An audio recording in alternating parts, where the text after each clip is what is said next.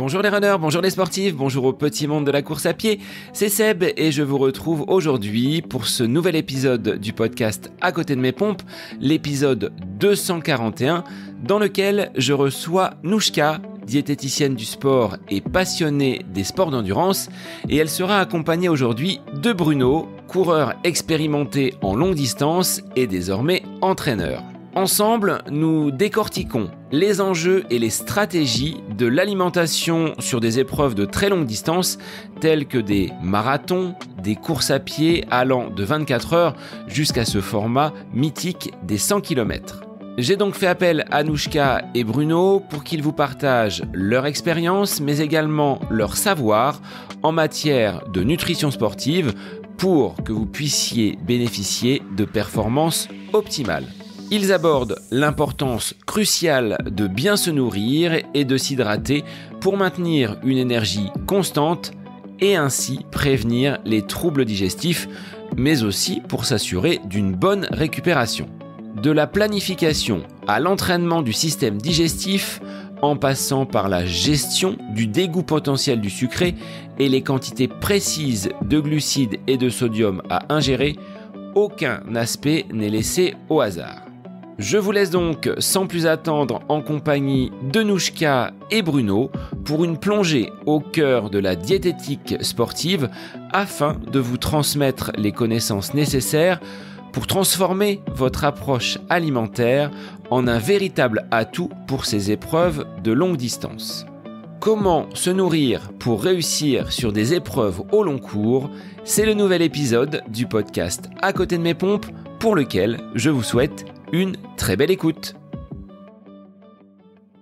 Bonjour Nouchka et bonjour Bruno, je vous retrouve tous les deux pour une capsule commune. Alors ce sera la capsule des experts, à la fois diététique et entraîneur.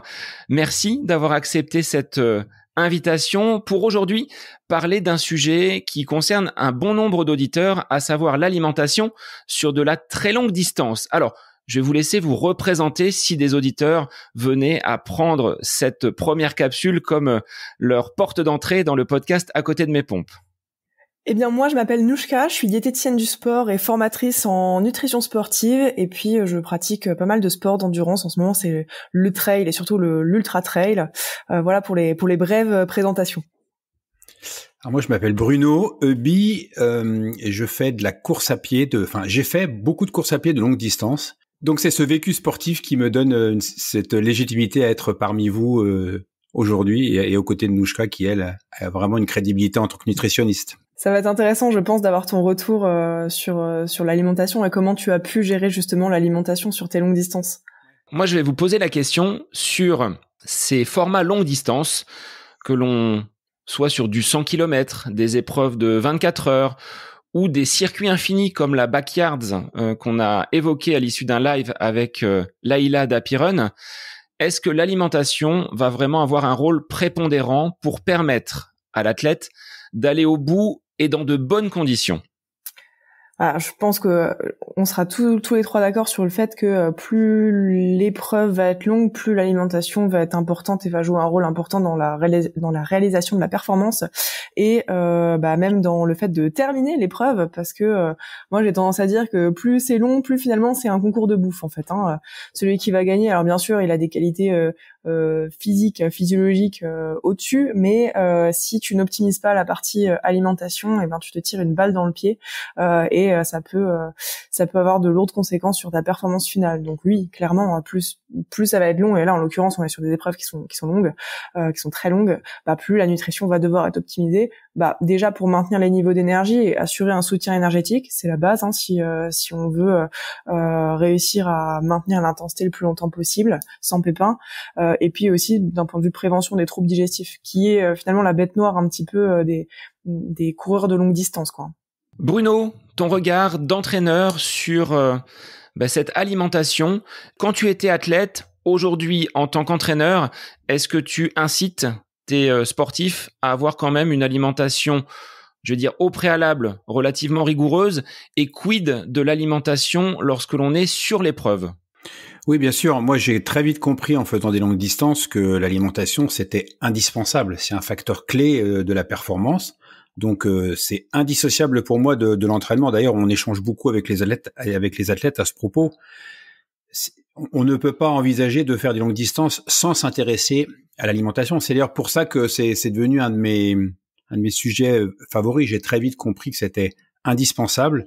Donc je m'y suis intéressé et j'ai compris à quel point c'était nécessaire, décisif. Après, il y a certains types d'alimentation qui vont être différents en fonction du type d'épreuve. Sur 100 km, par exemple, quand on faisait les championnats du monde, on était dans un format compétition internationale. C'était un bidon tous les 5 km. Bah, forcément, il fallait s'adapter à ça. Si on fait un ultra trail, ça n'a absolument rien à voir. On va emmener sa maison sur soi, donc on peut emmener aussi son frigidaire et son garde-manger. Donc voilà, mais ça, Nouchka va nous l'expliquer bien mieux que moi. Donc, en fonction du profil, oui. Mais dans tous les cas, c'est indispensable. Alors Nouchka, de quoi va se composer le bol alimentaire du coureur lorsqu'il part pour des épreuves d'aussi longue durée, que ce soit sur route avec un 100 km, des courses sur 24 heures où là on va être plutôt sur une épreuve circuit avec un ravitaillement qui peut être à portée de main beaucoup plus facilement, ou sur de l'ultra trail où on se retrouve dans la montagne avec des ravitaux qui ne vont pas être là forcément à portée de main. Ce que disait Bruno, tel un escargot, on emmène la maison sur le dos.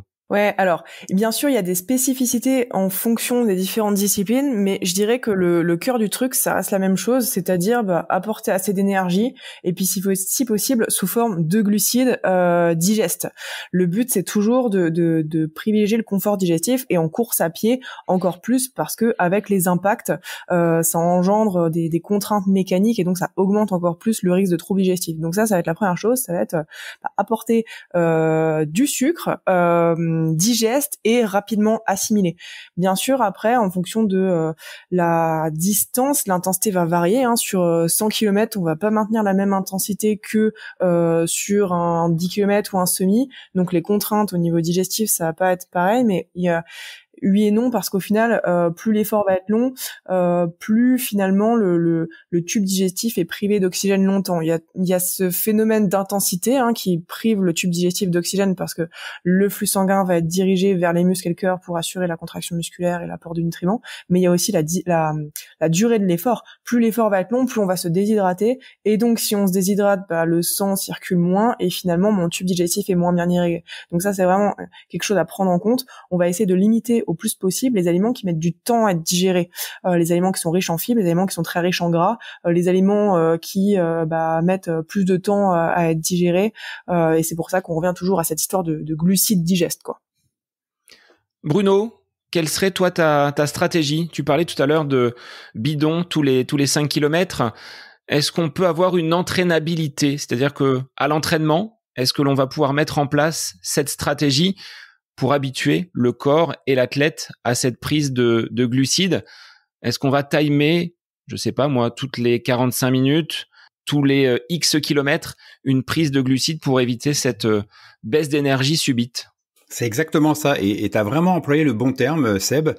Moi, j'aime bien parler d'entraînabilité du système digestif. Donc, Nouchka pourra me corriger. Je suis pas un spécialiste de la nutrition. Je suis juste un passionné. Mais moi, en tant qu'entraîneur, j'attire tout de suite l'attention sur cette nécessité de s'entraîner à boire, à manger en fonction du format de course qu'on va avoir. Mais moi, sur marathon, j'entraîne des gens qui font 4 heures, qui font 5 heures. Je leur explique qu'il va falloir essayer de boire entre 500 ml et 1 litre par heure en fonction du contexte de la course.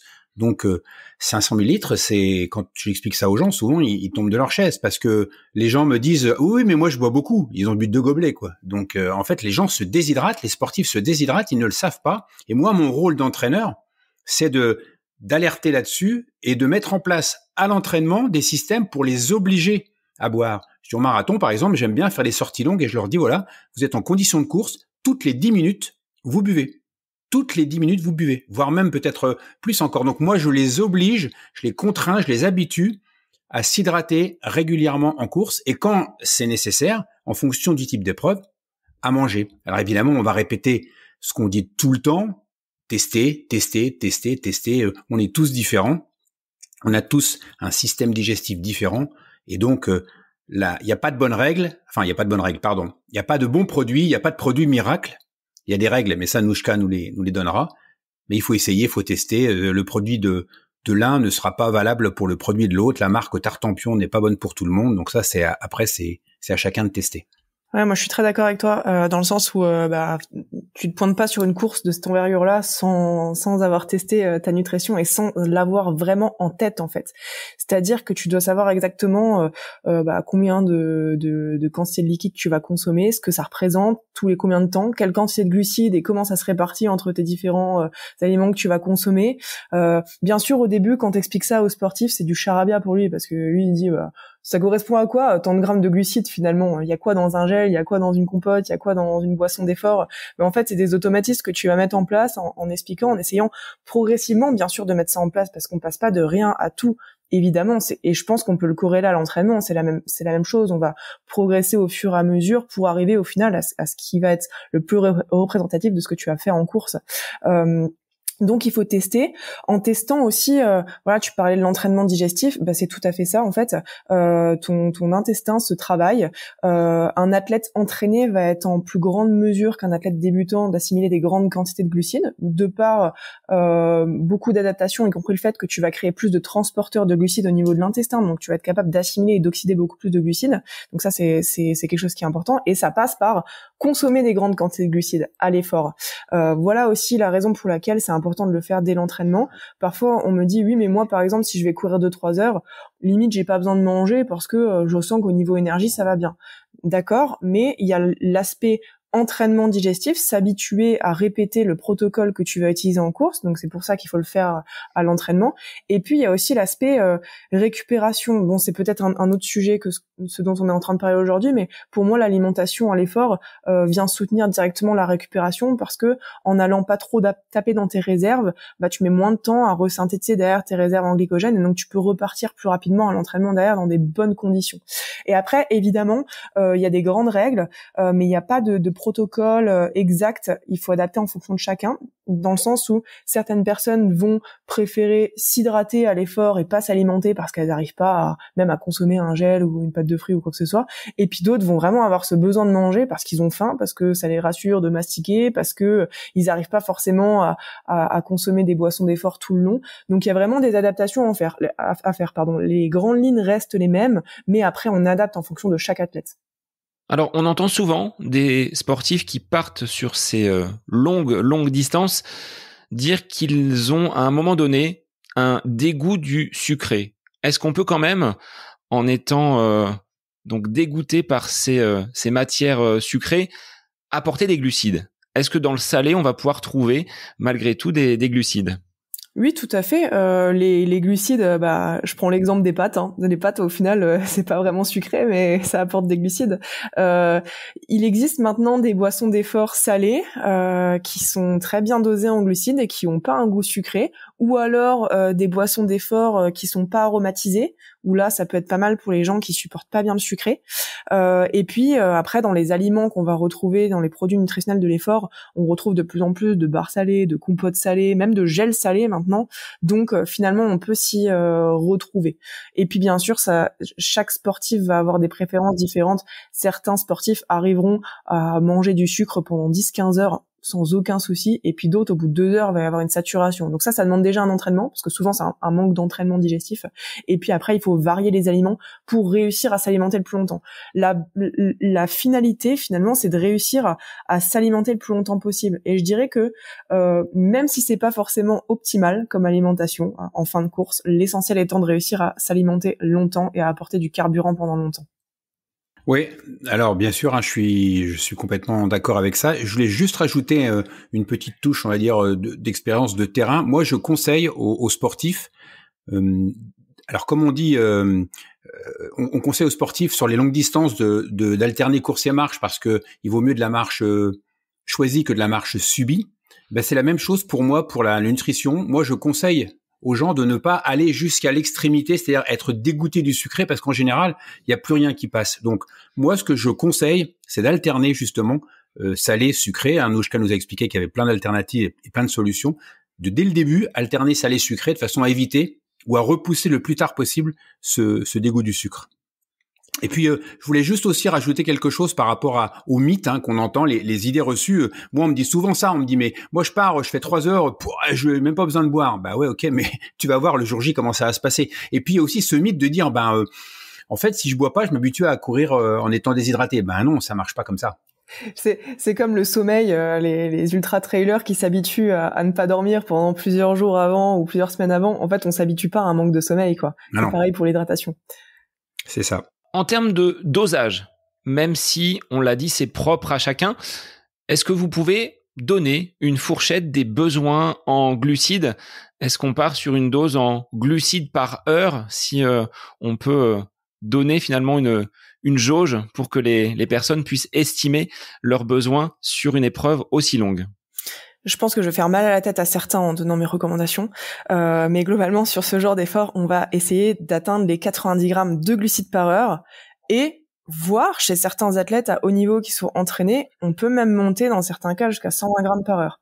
Évidemment que ça demande du temps, évidemment qu'il faut déjà optimiser tout le reste avant d'arriver à des telles quantités, mais entre un athlète qui va consommer 60 grammes et un athlète qui va consommer 90 grammes de glucides par heure, forcément sur une dizaine d'heures, ça fait une grosse différence au niveau de la disponibilité énergétique. Et puis après, il y a pas que le grammage de glucides, il y a le type de glucides. On va quand on dépasse 60 grammes de glucides par heure, on essaye de coupler les différents glucides et notamment le glucose et le fructose parce qu'ils n'utilisent pas les mêmes transporteurs et les mêmes chemins d'oxydation dans l'organisme. Donc voilà, on admet un ratio glucose-fructose d'à peu près 2 pour 1, donc 2 glucose pour 1 fructose. Donc par exemple pour 90 grammes, ça va être 60 grammes de glucose pour 30 grammes de fructose. Donc c'est pour ça qu'il faut aussi se renseigner sur la teneur en glucose et en fructose de ce qu'on va consommer.